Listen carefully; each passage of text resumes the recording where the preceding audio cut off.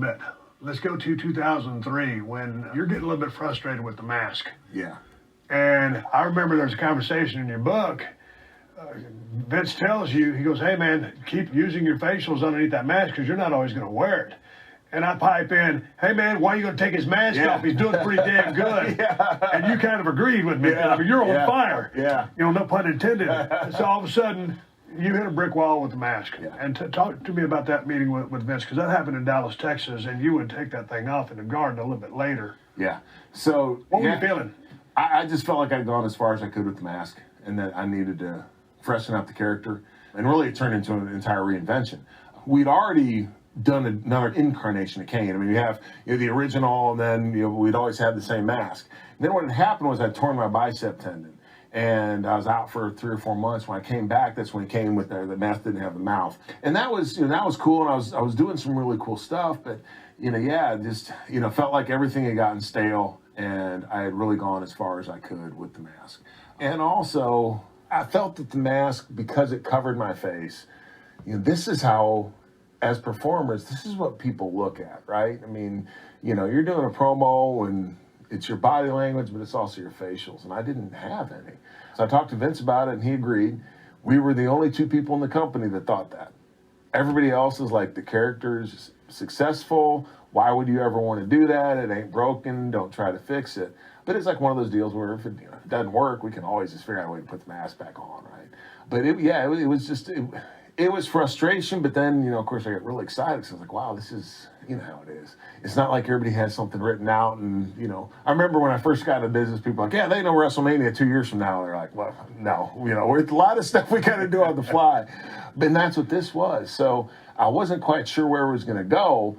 But I was willing to take the risk because I knew that I could go, what I felt, what was a step higher, or at least a step in a new direction.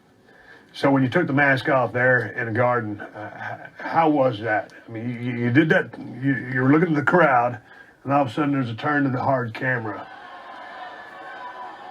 You nervous here? Or no. As Kane, you're being Kane? I was just being Kane. I was just trying to keep the motivation and the integrity of the character. It's like, what would Kane be thinking right now?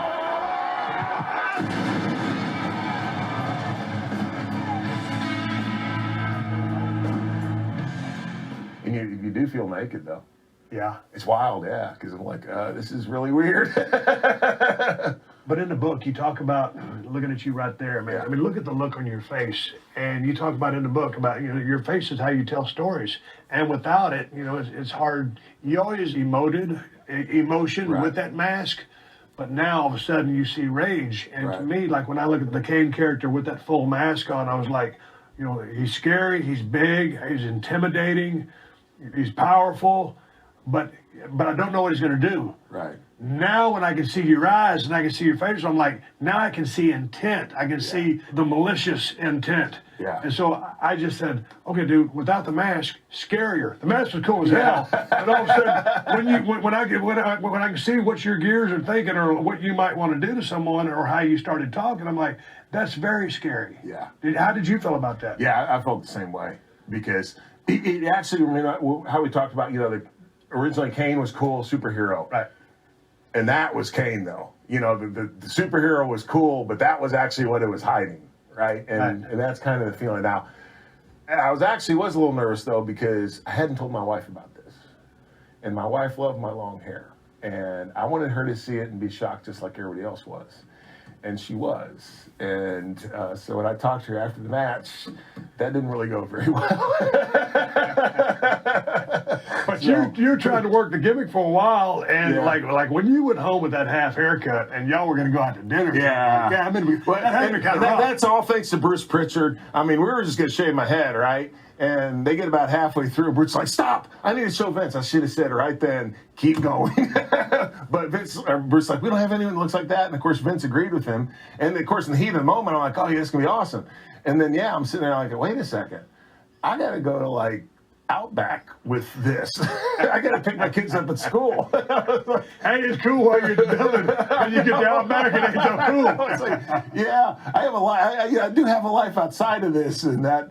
Yeah. So I kept it about a day. And then I just went ahead and shaved. I told Vince, I was like, look, I can't do this. I was like, and he was cool with it. Yeah, he was like, I get it, but I was like, yeah, I can't do this. Be sure to like, share, comment, and subscribe to WWF AA Era